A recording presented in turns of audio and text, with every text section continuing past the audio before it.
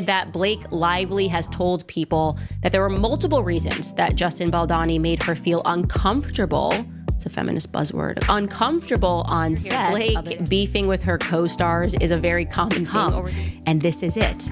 It's whiny, it's bratty, and it needs to end. Well, if it isn't the consequences of my own actions. Blake Lively has spent years curating the perfect image. America's sweetheart, the picture-perfect wife, and the devoted mother.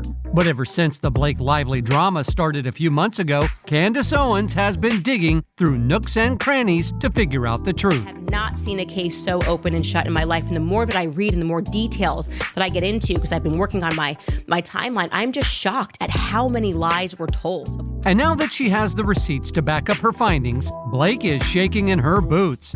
The curtain has been pulled back, and what Candace just exposed could change everything. Stick around because we're breaking it all down, and trust me, you don't want to miss this.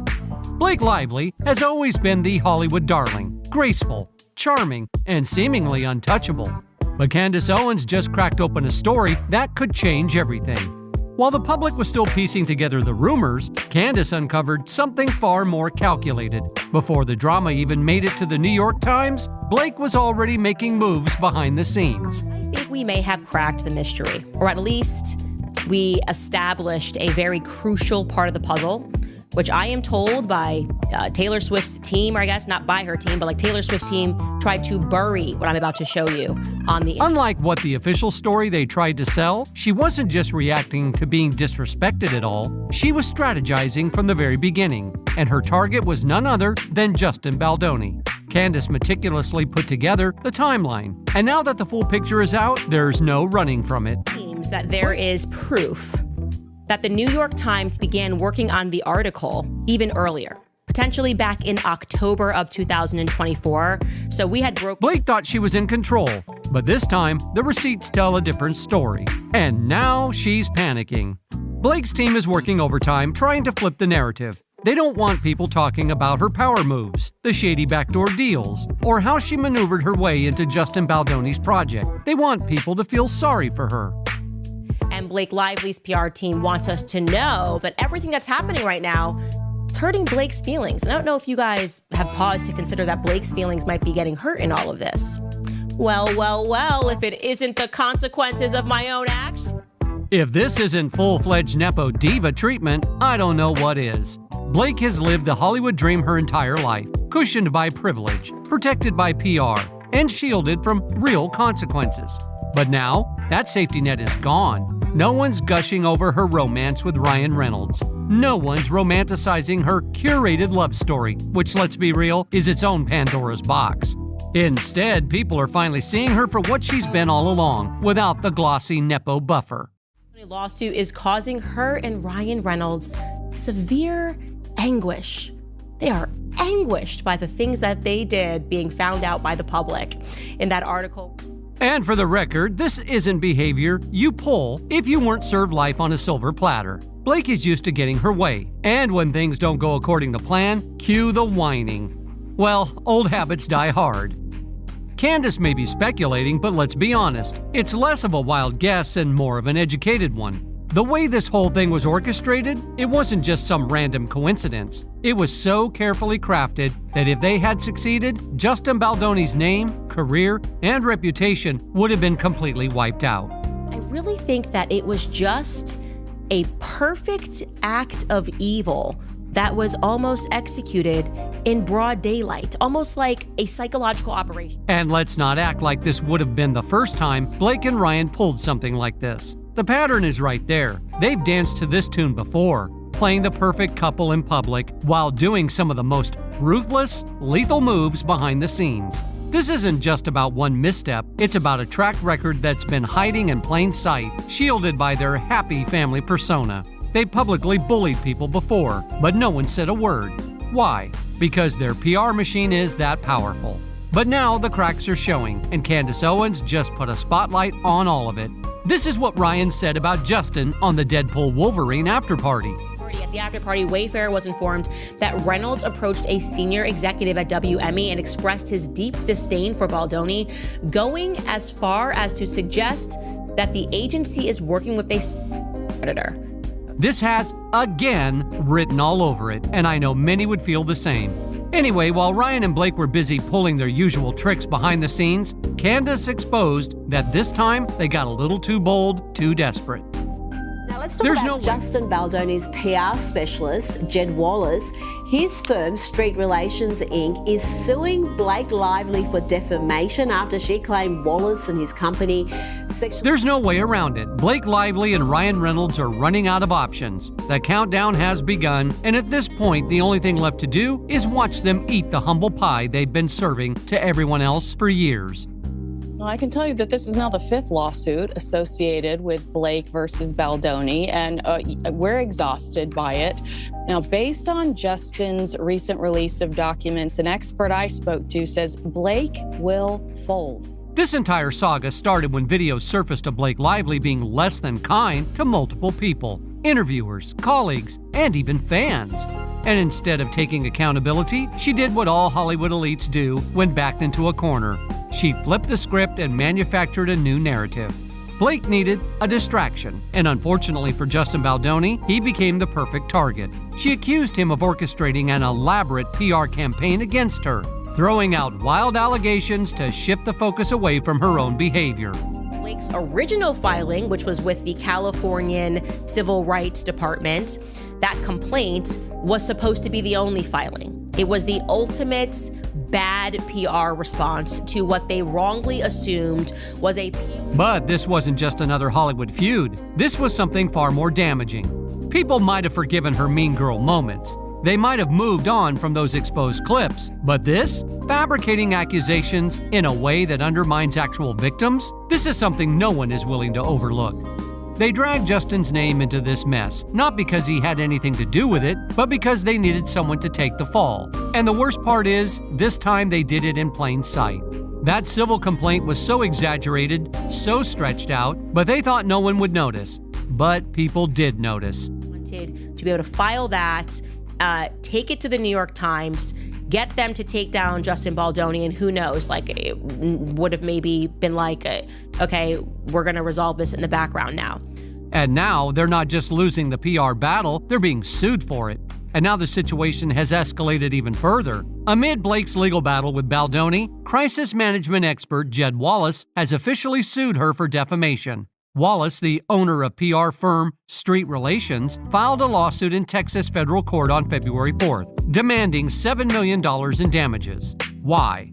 Because Blake dragged his name into her lawsuit against Baldoni, accusing him of fabricating social media content to make her look bad. But Wallace isn't playing the Hollywood game. He's fighting back, demanding a court order to clear his name and prove he had nothing to do with the chaos Blake is trying to pin on him.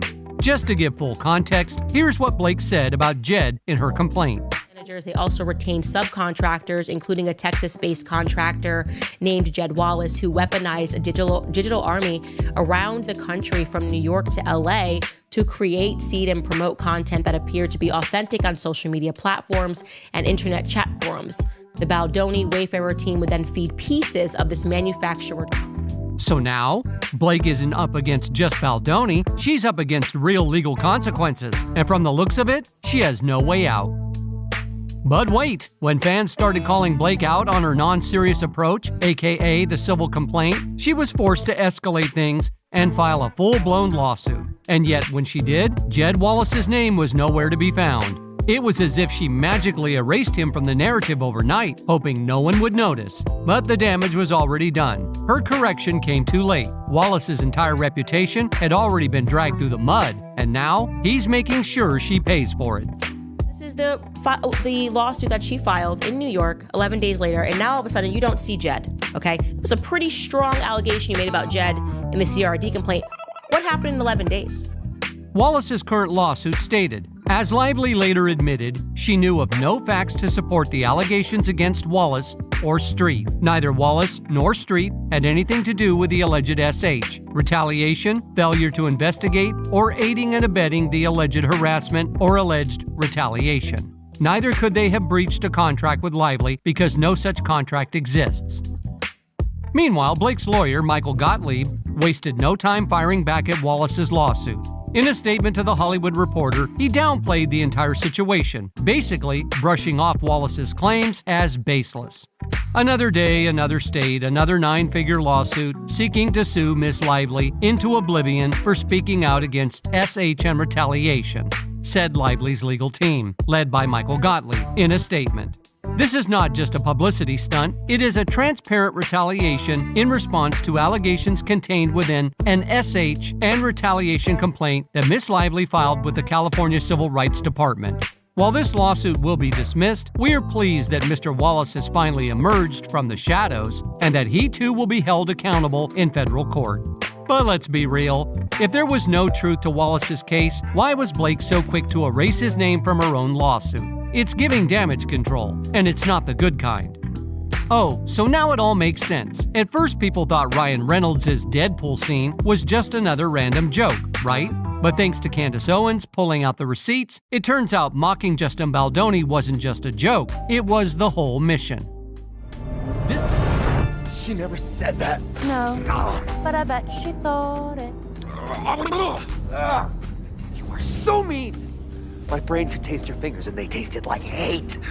And where in God's name is the intimacy coordinator? This wasn't some off-the-cuff improv. This was calculated. Blake and Ryan have been working overtime behind the scenes to turn Justin into a joke. And they thought they could do it right under everyone's noses. But let's talk about timing for a second. Why now? Just a few days ago, they were trying to gaslight everyone into thinking Justin Baldoni was the mastermind of a PR campaign against Blake. And suddenly, Ryan's out here sneaking in jabs at him on a multi-million-dollar film. That's not a coincidence. It's giving desperation. It's giving damage control. It's giving, we tried to ruin him quietly, but now that people are noticing, let's just mock him publicly instead. And here is one of the cut scenes that they said, okay, this one's not going to make it into the movie, but here it is. I'd be fighting alongside them, but my calling is to one day host a podcast that monetizes the women's movement.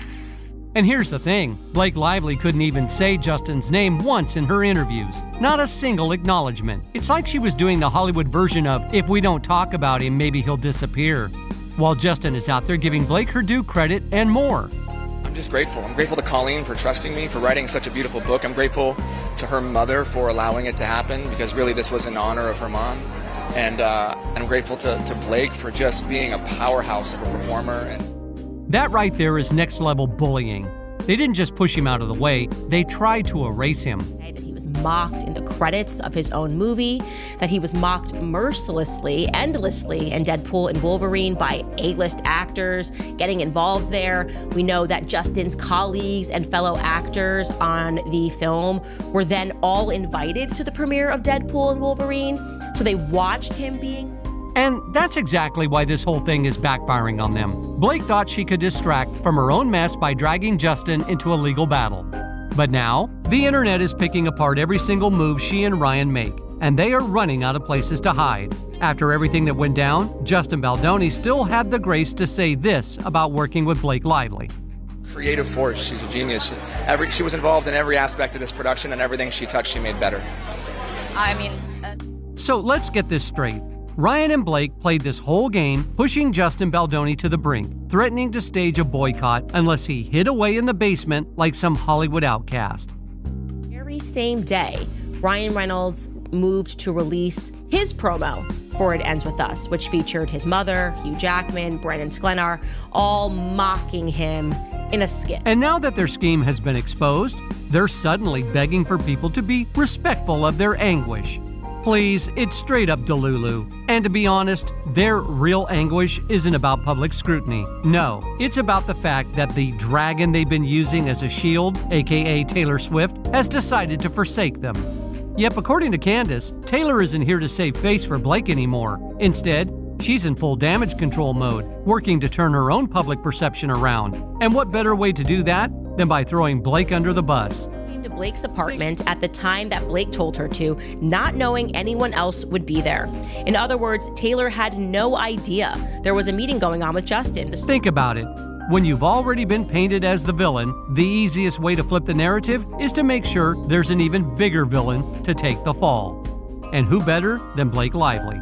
Oh, but here's where it gets really interesting.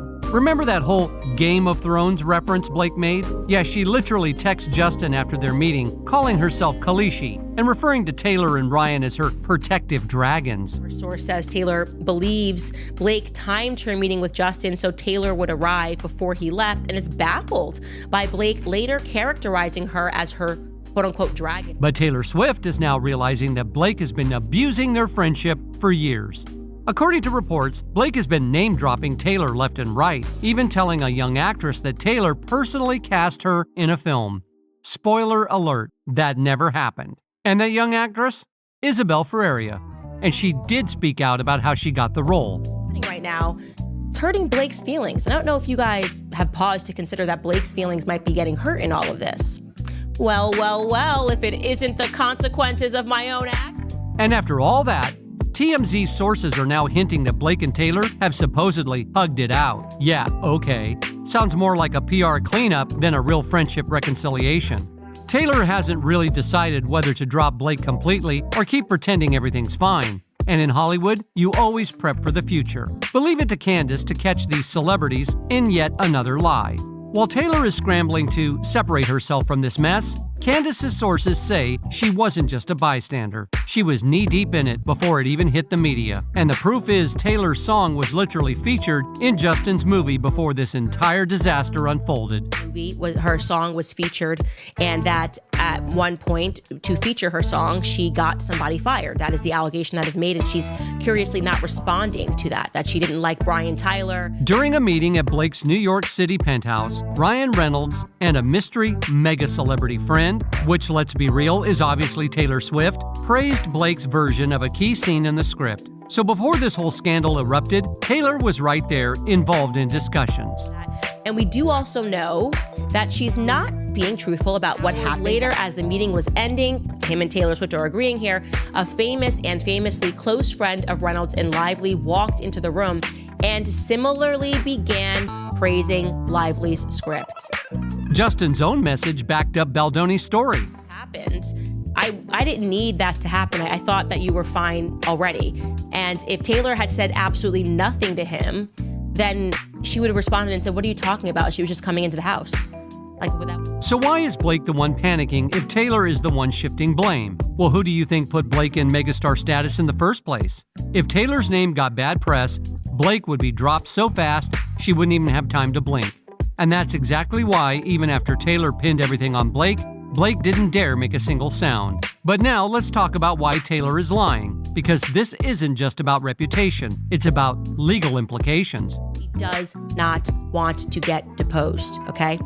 A deposition, legal deposition, is not a song, it is not an album. You don't get to drop Taylor's version of events. You are under oath and you will be compelled to tell the See, Justin's lawyer, Brian Friedman, has already hinted that nothing is off the table. If Taylor was deep in this mess, the legal fallout could be way bigger than she ever anticipated. And now, the same person who was acting as Blake's protector might just be her biggest liability. That has the potential to humiliate Taylor, okay? She has carefully woven her brand as a nice girl, as a victim, as some... And let's not forget, Taylor is known for years that Blake's ballsy behavior was a ticking time bomb.